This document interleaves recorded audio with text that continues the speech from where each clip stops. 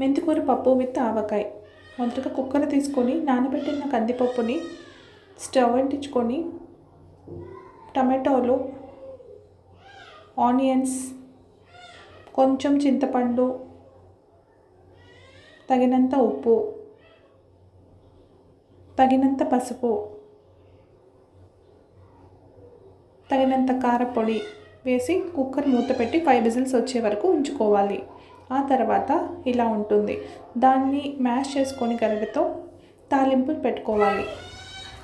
బాగా ఉడికినాక stove off చేసుకొని అన్నంతో సర్వ్ చేసుకోవడమే.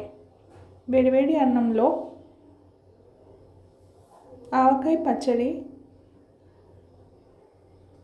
మెంతికూర పప్పు వేసుకొని రసం, దొండకాయ ఫ్రై కాంబినేషన్లో బనానా చిప్స్ లేదా ఆలూ చిప్స్తో సర్వ్ చేసుకోండి ఇలా.